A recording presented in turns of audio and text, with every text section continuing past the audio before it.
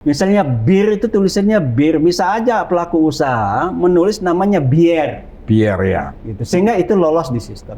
Filter yang lapis kedua. Lapis ketiga verifikator, validator kita. Lapis berikutnya tentunya auditor halal di LPH. Lapisan yang terakhir tentunya ada di Komisi Fatwa atau Majelis Ulama Indonesia. Misalnya bir peletok itu cocok katanya di Betawi. Tapi di daerah-daerah lain mungkin ada tradisi yang menyebut bir itu dengan nama yang lain, tapi menurut kebiasaan di sana itu bukan minuman haram gitu kan. Kan nggak mungkin komite fatwa, komisi fatwa yang ulama, Pak, background ilmunya itu nggak sembarangan, itu masa menghalalkan bir itu, menghalalkan wine itu kan nggak masuk akal.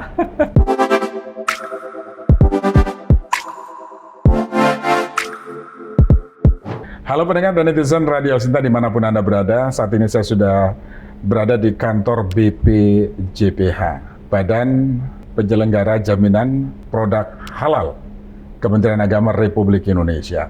Tentu banyak isu yang meliputi BPJPH akhir-akhir ini. Misalnya tuak, kemudian wine, dan bir yang konon berlabel halal. Nah, benarkah demikian?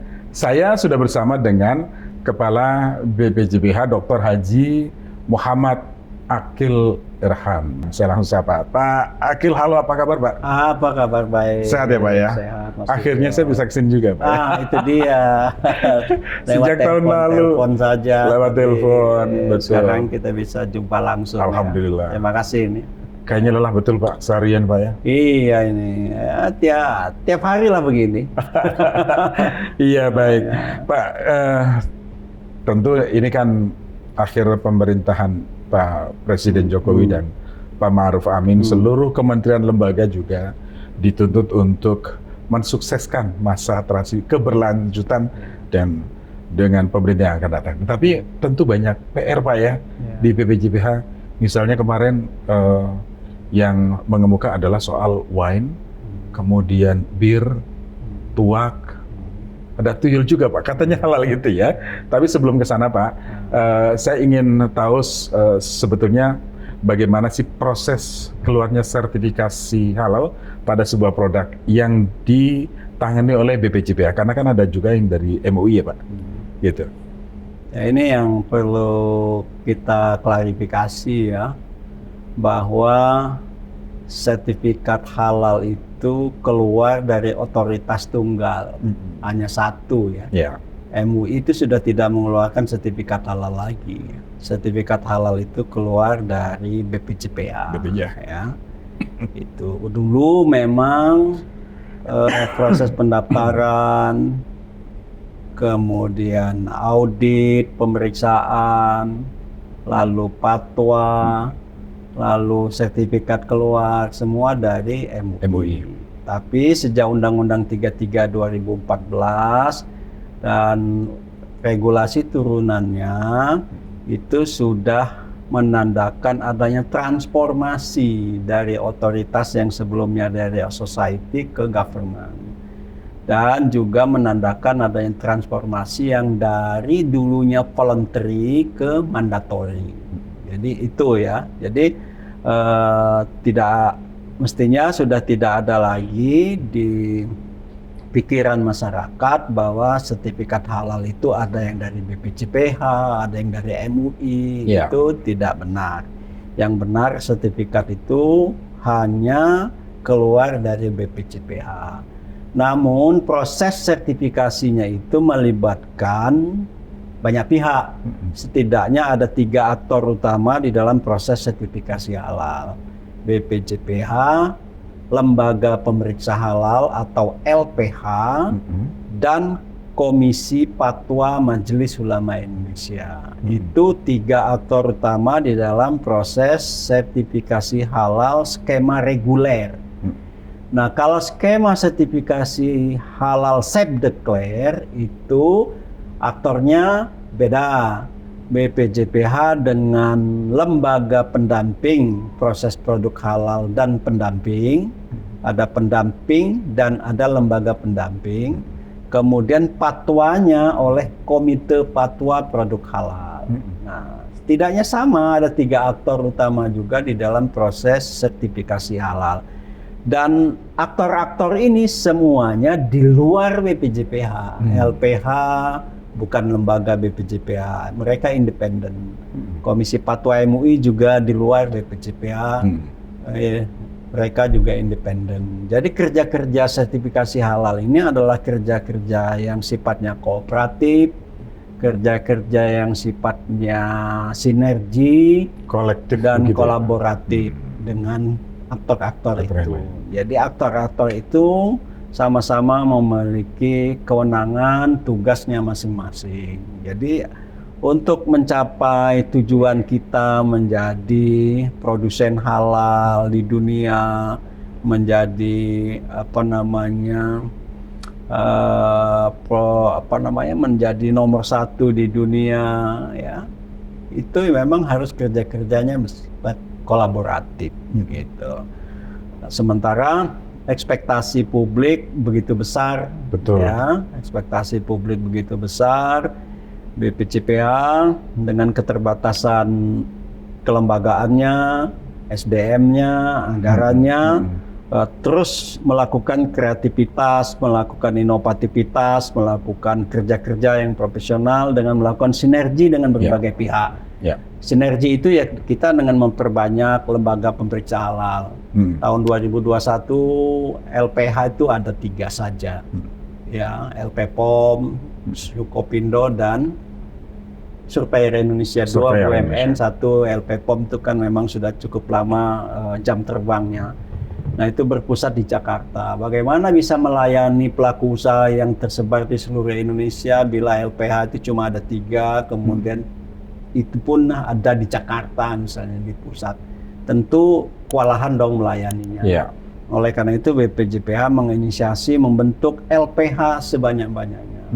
Nah, dalam waktu 2 tahun ini kita sudah membentuk 78, sekarang totalnya ada 78 lembaga pemeriksa halal yang tersebar di seluruh Indonesia. LPH ini tugasnya melakukan pemeriksaan dan mengaudit produk yang diajukan oleh pelaku usaha. Audit dan meriksa secara saintifik gitu. Apakah bahannya, bahan bakunya, bahan penolongnya, bahan campurannya, bahan tambahannya, proses produksinya, fasilitas yang digunakan, alat yang digunakan, prosesnya seperti apa, itu diaudit oleh auditor halal yang dimiliki oleh lembaga pemeriksa halal. Kalau tingkat kontaminasinya tidak bisa di traceability, tidak bisa dilacak, maka teknologi jawabannya diaudit, diuji laboratorium untuk memastikan bahwa produk ini secara saintifik itu halal, tidak terkontaminasi dengan najis, tidak terkontaminasi dengan barang-barang non halal, hewan haram gitu-gitu kan. Itu tugasnya LPH. Saya LPH sudah 78, tersebar di seluruh Indonesia. Komitmen kami BPJPH untuk melayani publik, melayani pelaku usaha dengan prinsip yang mudah, murah, cepat, dan profesional. Jadi mudah itu dan murah itu dengan memperbanyak salah satunya lembaga pemeriksa halal. Kalau lembaga pemeriksa halalnya di daerah, pelaku usahanya daerah, dan mudah-mudahan dalam waktu yang dekat ini fatwa MUI di tingkat daerah, provinsi maupun kabupaten kota bisa melaksanakan fatwa halal, kan enak. Memudahkan ya? Memudahkan, makin mudah, makin cepat, makin murah. Itu juga kita berupaya untuk menekan cost.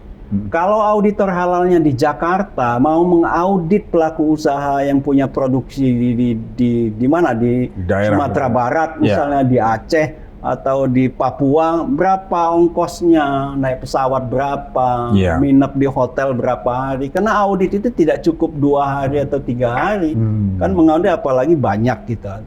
Nah tujuan kita memperbanyak LPH itu adalah supaya bisa melayani karena jumlah jutaan dari pelaku usaha. Begitu juga kita tidak berpaku di skema reguler, tapi juga skema self-declare. Karena jumlah pelaku usaha mikro dan kecil itu komposisinya kan menurut proyeksi data yang ada kan besar sekali. Ada Betul. 90% dari komposisi pelaku usaha UMKM. Ya, ya. UMK-nya banyak. Nah, oleh karena itu kita memperbanyak lembaga pendamping. Bukan hanya di awalnya kita mengeksekusi program self declare ini. Nah, sampai tahun 2021 itu self declare itu belum dieksekusi. Padahal Undang-Undang 11 tahun 2020 Ciptaker di situ disebutkan bahwa pelaku usaha mikro kecil itu bisa mengurus sertifikasi halalnya dengan pembiayaan dari pemerintah. UMKM itu 0 rupiah disesuaikan dengan kemampuan keuangan negara. Artinya pemerintah menanggung UMK itu untuk mendapatkan layanan sertifikasi halal gratis melalui skema pernyataan mandiri dari pelaku usaha. Tidak menggunakan produk-produk yang ada afiliasi dengan yang haram-haram misalnya begitu ya. Salah satunya, jadi kita buat skala usahanya itu mikro kecil. Kemudian kita juga menentukan kriteria, syarat, ketentuan UMK yang mana sajakah yang bisa mendapatkan layanan sertifikasi halal dengan skema self declare. Akses bagi pelaku UMK tadi bagaimana Pak untuk mengetahui informasi bahwa ada gratis atau apa? Makanya kita membentuk lembaga pendamping. Lembaga pendamping itu terdiri dari ormas Islam, terdiri dari perguruan tinggi. Sekarang sudah ada 268 lembaga pendamping. Mereka punya kewenangan untuk merekrut tenaga pendamping, melatih tenaga pendamping yang kita rekognisi. Kita bantu kurikulumnya, kita bantu mekanisme pelatihannya, metodologi pelatihannya. Dan setelah mereka lulus, mereka lah yang mendampingi pelaku usaha.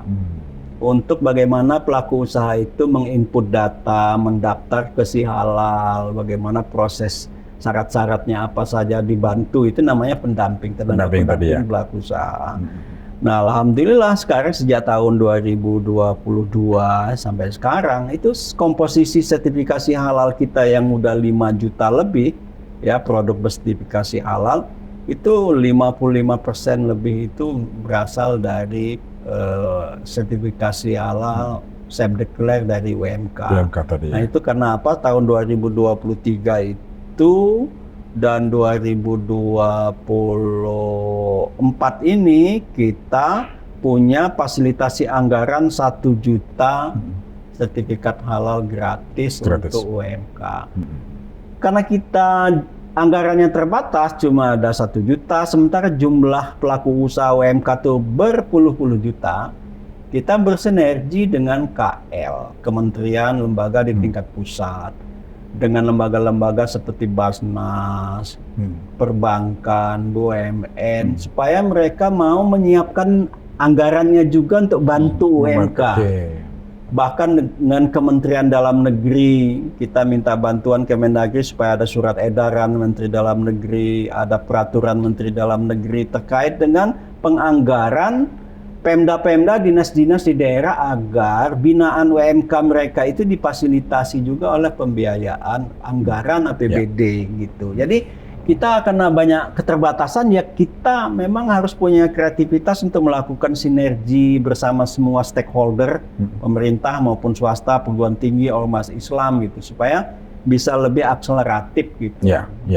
Jadi sebetulnya kalau kita lihat prosesnya itu semakin memudahkan masyarakat untuk memperoleh sertifikasi halal itu ya. Nah, ada bagian-bagian tersendiri tadi yang sudah dijelaskan. Nah, yang diaudit Pak, itu selain bahannya, apakah juga penamaan juga diaudit Pak? Misalnya BPJPH merekomendasikan, jangan pakai ini karena ini identik dengan ini dan sebagainya, supaya tidak membingungkan masyarakat.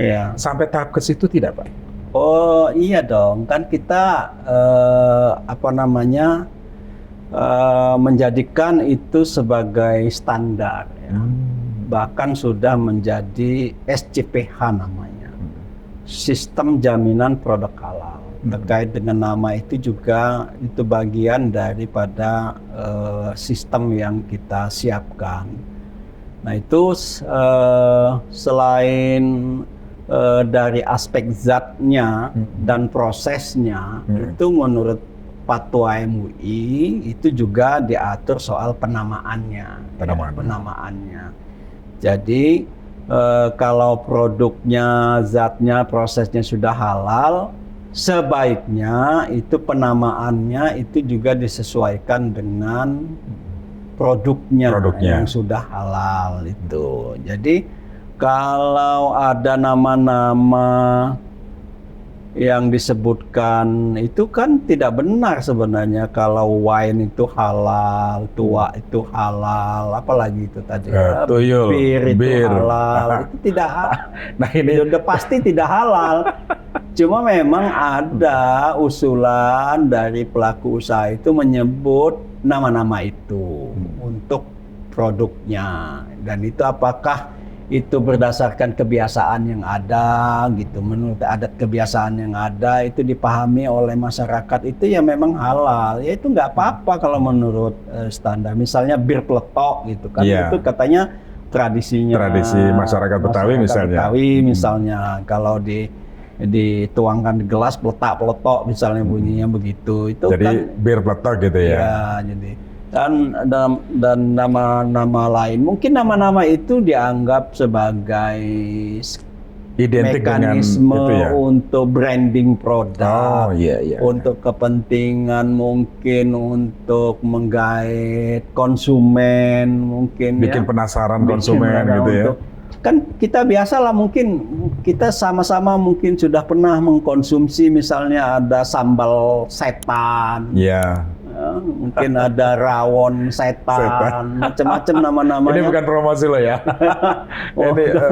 Ya misalnya ini ya, gitu kan.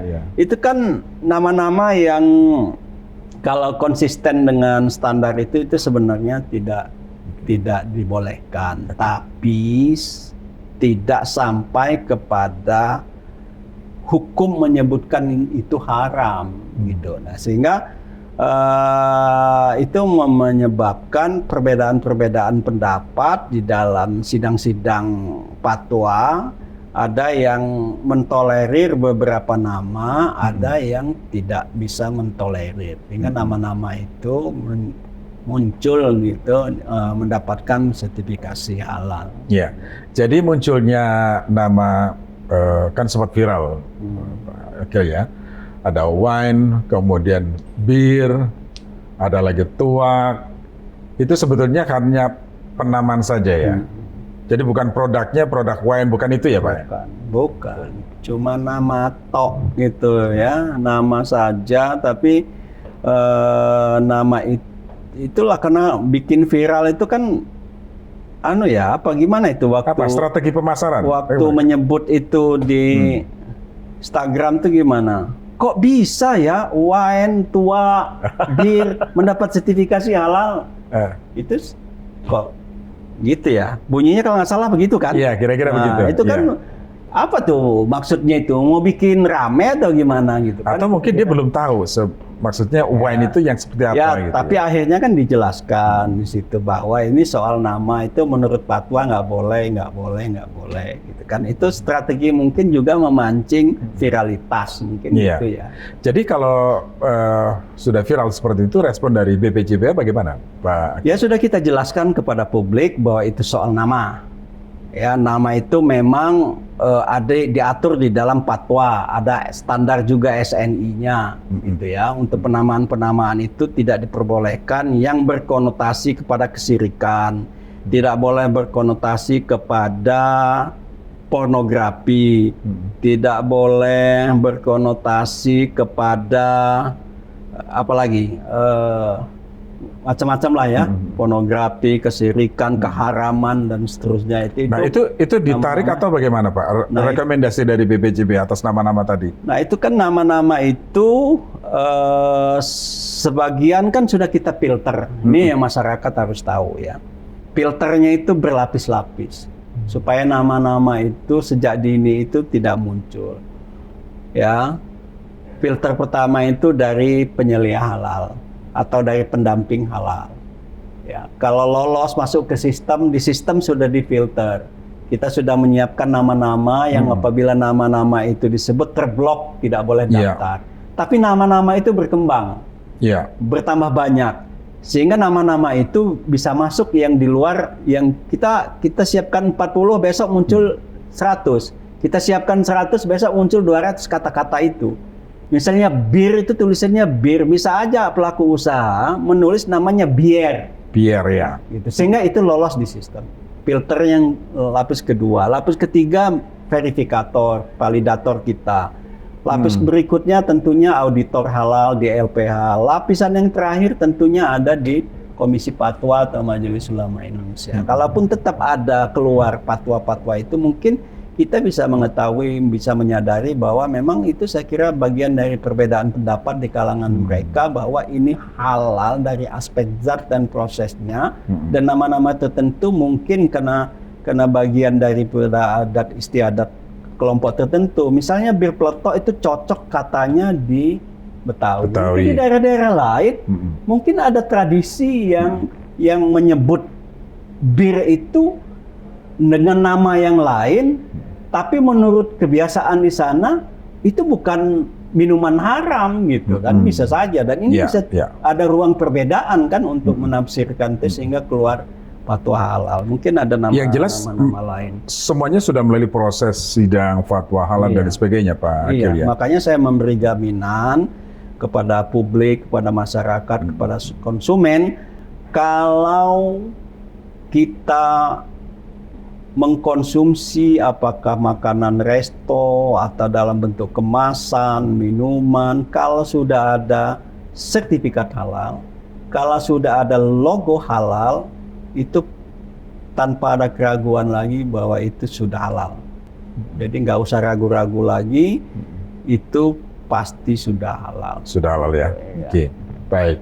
Jadi penjelasan langsung dari Kepala BPJPH bahwa itu hanya penamaan yang lazim disebutkan di daerah masing-masing, begitu ya, dan itu dianggap bukan produk atau minuman yang haram ya, karena itu proses hanya penamaan saja ya Pak Akil ya, hanya penamaan saja. Kan nggak mungkin komite fatwa, komisi fatwa yang ulama, Pak, background ilmunya itu nggak sembarangan, itu masa menghalalkan bir itu, menghalalkan wine itu kan nggak masuk akal. Betul. Iya kan? Oke. Iya. Baik. Jadi mudah-mudahan dengan penjelasan Pak Akil ini bisa membuat yang tadinya sempat membingungkan menjadi clear ya, menjadi clear paling tidak itu, sehingga masyarakat tidak dibingungkan lagi dengan penamaan-penamaan itu. Nah selanjutnya Pak Akil, target ya, ini kan berkaitan dengan target dan capaian Pak Akil. Kalau saya lihat di belakang saya ini kan ada banyak banget, misalnya rekor dunia muri, kemudian rekor Indonesia muri. Nah kemudian Certificate of Winner on Top Digital Award 2023. Nah bisa cerita nih Pak Akil. Ya, kan BPJPH itu saya cukup berterima kasih kepada SDM BPJPH yang bekerja giat, semangat, antusias, tidak mengenal waktu, ya. Meskipun SDM-nya terbatas. BPJPH ini lebih kurang ada 252 tenaga pegawai, dan BPJPH itu kan kepala badan, Pak. Hanya kepala dan badan. Jadi kalau kita jalan tengah malam itu kirain orang hantu atau malampir gitu, karena nggak punya kaki, nggak punya tangan. BPJPH tidak punya kaki, nggak punya tangan di daerah, Pak. Padahal tugasnya itu melayani pelaku usaha di seluruh Indonesia, bahkan di luar negeri, Pak. BPJPH tidak punya kaki tangan di daerah, kabupaten, kota, provinsi, tidak ada, apalagi di luar negeri. Tugasnya untuk melayani pelaku usaha dalam dan luar negeri, Pak. Gitu. Jadi dengan adanya jumlah keterbatasan itu, kita optimalkan yang ada dengan bersinergi, kolaborasi dengan stakeholder yang ada, dengan pemerintah daerah, pusat, gitu. Itu yang kita lakukan terus-menerus. Jadi kita memperbanyak LPH, memperbanyak LP3H, kemudian kita memperbanyak asesor juga kita rekrut dari lintas komunitas, lintas pemerintah, dari ormas. Asesor itu untuk melakukan asesmen calon-calon LPH dan mengaudit lembaga halal luar negeri. Ya. Sekarang sudah ada 160 lebih lembaga halal luar negeri dari 46 negara. Ya, itu yang kita audit dalam rangka untuk penyesuaian standar yang mereka terapkan apakah sesuai dengan standar Indonesia. Karena regulasi kita menyebutkan setiap produk yang masuk beredar dan diperdagangkan di wilayah Indonesia wajib bersertifikat halal. Jadi mau nggak mau produk asing yang masuk ke Indonesia wajib bersertifikat halal. Sertifikat halalnya melalui 2 skema, mereka bisa disertifikasi oleh lembaga halal di sana, tapi lembaga halal sana harus direkognisi oleh BPJPH supaya bisa masuk. Kalau tidak didapatkan sertifikasi halal dari lembaga halal setempat, mereka bisa daftar sertifikasi halal ke BPJPH. Nah, ini adalah kerja-kerja kita untuk melayani yang domestik maupun yang di luar negeri, dan tanpa disadari, tanpa kita punya ekspektasi bahwa kerja-kerja kita mendapatkan apresiasi baik dalam negeri maupun dari luar negeri. Misalnya dari Dinas Standar kita halal food tahun 2020-2021 itu nomor 4, tapi tahun 2022 lompat menjadi nomor 2. Nomor 2024 ini ya? 2022. Oh, 2022. Padahal tahun-tahun sebelumnya itu nomor 4. Halal food ya. Halal food ya. Tapi kita masih kalah dengan Malaysia. Malaysia. Malaysia itu lebih dari 1 dekade semua kategori selalu nomor 1. Kemudian kita State Global Islamic Economy Report itu SGIA itu kita dari nomor 4 menjadi nomor 3. Itu pengakuan di tingkat internasional.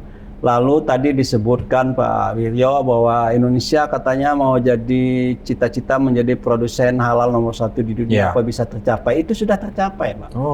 Di tahun 2023 bulan November kemarin Dinas Standar dan Salam Gateway mempublish bahwa top 30 perusahaan-perusahaan halal di dunia anggota OKI, top 30 OIC, negara anggota Konferensi Islam, itu 15 perusahaan, itu 50% dari perusahaan halal itu berasal dari Indonesia. Jadi perusahaan-perusahaan Indonesia itu sudah menjadi produsen halal, produksinya di dalam negeri, gitu kan? Itu udah pengakuan yang internasional ya. Lalu yang sifatnya internasional, kemarin kita menerima GIBA. GIBA itu adalah Global Islamic Finance Award ya, dari sebuah institusi di Cambridge, London yang cukup reputasi. Itu memberikan apresiasi penghargaan kepada BPJPH dalam hal sertifikasi halal dan menyisihkan 3 lembaga halal dunia lainnya. Nah, itu adalah pengakuan yang sifatnya internasional. Dalam negeri seperti itu dilihat itu dari Jawa Post ya. Jawa Post kita mendapatkan 7 most popular brand tahun 2024. Mereka melakukan survei di 20 kota Indonesia dengan responden 19.000. Kita 7 dari institusi negara yang brandnya paling top, paling populer. 7 itu setara dengan lembaga-lembaga yang dulunya, yang sampai hari ini memang lembaga-lembaga yang udah top brandnya, seperti BI, Lembaga Penjamin Simpanan, OJK, TNI, Polri, KPU, BPJPH. Dia berada di antara mereka ya. 7 top populer Indonesia. Belum lagi apresiasi di bidang IT ini top. Top leader on digital implementation ini, 2023. Capaian dari Pak Akil ya sebagai ini yang lembaganya bintang 4 gitu kan. Belum lagi rekor muri. Saya kira rekognisi itu ya adalah obat capeknya teman-teman di BPJPH lah yang bekerja tidak kenal lelah. Tetapi kita menyadari sepenuhnya tadi saya bilang keterbatasan SDM, sumber daya manusia dan anggaran itu nggak menjadi halangan kita untuk terus bekerja. Kalaupun ada kelemahan di sana sini, kekurangan, bila ada kritik, masukan yang sifatnya konstruktif dengan tangan terbuka kita bisa menerima, dan bukan hanya kritik, kalau bisa kita bersinergi, kolaborasi ya, termasuk dengan Elsinta itu bisa membantu kami untuk melakukan literasi, sosialisasi, edukasi dan publikasi kepada masyarakat supaya masyarakat semakin aware terhadap halal, memperkuat, meningkatkan ekosistem dan industri halal di Indonesia. Menurut Pak Akil yang belum tercapai apa nih Pak Akil dari BPJPH ini? Kan kalau capaian kan sudah jelas tadi. Saya kira ini bagian kecil ya dari capaian-capaian. Capaian kita masih banyak ya, karena banyak jumlah pelaku usaha yang belum ada, juga yang banyak juga yang belum tersertifikasi halal. Kita sudah melakukan edukasi, literasi, publikasi secara masif, kampanye, ya kampanye serentak di berbagai titik sehingga mendapat rekor muri. Itu juga tidak paralel 100% dengan keberhasilan kita mengajak pelaku usaha daftar sertifikasi halal. Apa kendalanya Pak? Ya saya nggak tahu ya, mungkin mereka menganggap belum waktunya, mungkin nunggu waktu yang tepat, atau mungkin ada di benak mereka ngurus sertifikasi halal tuh mahal, rumit, lama, ribet gitu ya. Mungkin begitu. Meskipun kita sudah memudahkan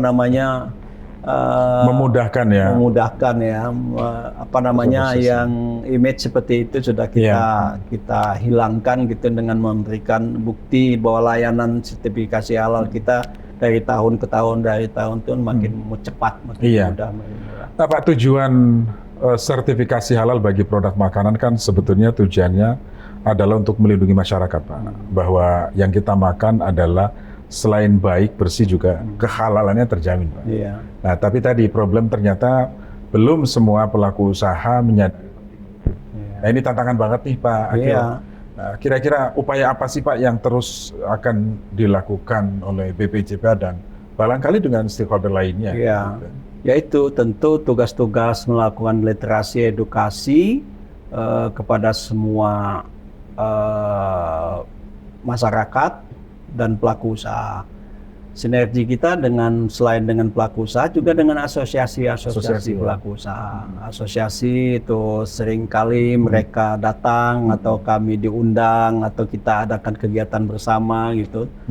Karena mereka punya anggota-anggota, melalui mereka lah pesan-pesan ini bisa sampai kepada mereka. Karena keterbatasan SDM kita di daerah nggak punya kaki tangan, kita cuma ada satgasnya hanya tingkat di provinsi. Makanya sinergi ini ya kita perbanyak dengan stakeholder di pusat maupun daerah supaya ini makin masif, makin sistematik gitu ya. Syukur-syukur bisa terstruktur, artinya terstruktur itu BPJPH punya perwakilan di daerah gitu ya. Jadi saya kira ini target ya Pak yang belum kita punya ini. Jadi kita minta masukan dari masyarakat bagaimana sih melakukan penguatan kelembagaan BPJPH. Apakah BPJPH perlu hadir di daerah gitu kan? Karena ada juga undang-undang yang mengamankan perlu perwakilan BPJPH di daerah, dan kita sudah melakukan kajian naskah akademik itu untuk mengusulkan kepada Kemenpan RB supaya adalah perwakilan kita BPJPH daerah yang sampai saat ini belum gitu kan. Begitu juga kita bersinergi dengan KBRI, KJRI, Kementerian Luar Negeri agar bisa menjadi juru bicara halal di dunia internasional, di negara masing-masing. Kita jadi duta ya. Jadi duta gitu supaya kalau ada pelaku usaha asosiasi di sana bisa tanya ke KBRI atau KJRI. Itu kita lakukan gitu. Kita mau adakan halal 20 ini adalah halal 20. Ini agenda dalam waktu dekat agenda dalam waktu dekat. Yang ketiga ya, H20 itu diinisiasi pertama waktu kita menjadi tuan rumah G20 ya. Di Bali beberapa waktu. Tapi waktu itu kita adakan Semarang karena Bali penuh hotel-hotelnya. Dan ini adalah yang ketiga, kita mengundang seluruh lembaga halal seluruh dunia untuk hadir. Itu kita melakukan business matching, coaching klinik gitu, dan mensimulasikan bagaimana meregistrasi sertifikasi halal di Indonesia. Kita melakukan ekspor produk-produk halal, mempertemukan eksportir dengan importir dengan buyer di Indonesia gitu, sehingga nanti itu bisa ada prakondisi sebelum ini mandatori ini masuk di 2024 ini di Oktober. Itu yang akan kita lakukan di tanggal 9 sampai dengan tanggal 12. Nah, untuk Expo ini sendiri kita kolaborasi dengan Kementerian Perdagangan, Expo Trade Expo ya, Trade Trade Expo itu, dan juga ada zona halal, jadi di situ kita ekspor produk-produknya. Itulah kita sinergi dengan berbagai kementerian. Itu, Pak Wiryo. Ya. Ya. Pak, yang dipersiapkan Pak, ini kan keberlanjutan ya, tema pemerintahan yang selanjutnya kan keberlanjutan. Apa nih Pak legasi yang sudah Bapak siapkan untuk penerus selanjutnya Pak? Ya, saya kira kepemimpinan itu, legacy itu kan semacam potongan-potongan puzzle ya. Di dalam menyusun puzzle itu kan ada potongan itu saling melengkapi sehingga bangunan itu kelihatan bentuknya gitu ya. Jadi apa yang kita lakukan ini tentu ini adalah legacy dari pemerintahan sekarang, dari Pak Menteri Agama, Pak Yakut Khalil Qomas yang mendapatkan amanah dari Bapak Presiden Joko Widodo. Saya hanya melaksanakan perintah-perintahnya saja gitu kan. Dan capaian-capaian ini adalah capaian kita semua yang membawa nama baik Indonesia di mata internasional di bidang halal. Maka harapannya tentu ke depan bisa terus ada kesinambungan gitu, dan kesinambungan itu bersifat meningkat gitu ya, meningkat lebih baik dari aspek 3 hal yang menurut saya yang perlu diperkuat tadi ya, dari aspek sumber daya manusianya, dari aspek kelembagaan BPJPH-nya, maupun dari aspek IT, anggaran, seterusnya gitu ya. Karena kita semua ini mencapai ini dengan akseleratif itu karena kita menggunakan teknologi. Karena layanan kita itu berbasis elektronik. Kita sudah tidak menggunakan lagi pendaftaran secara offline, bawa berkas, datang ke kantor gitu kan. Semua by system gitu kan. Layanan by system. Saya aja menandatangani sertifikat juga elektronik ya. Tinggal bisa diupload oleh pelaku usaha gitu. Tinggal mereka bingkai sendiri, buat frame sendiri gitu kan. Dan semua layanan jadi kita semakin memudahkan gitu, sehingga itu bisa lebih akseleratif. Iya, dan sebetulnya semakin banyak para pelaku usaha yang dimudahkan dan semakin banyak mereka yang sudah memiliki sertifikat. Harusnya begitu ya Pak? Iya. Harapan Pak Akil sekarang kepada mereka para pelaku usaha yang sampai sekarang juga masih menunda-nunda nih Pak.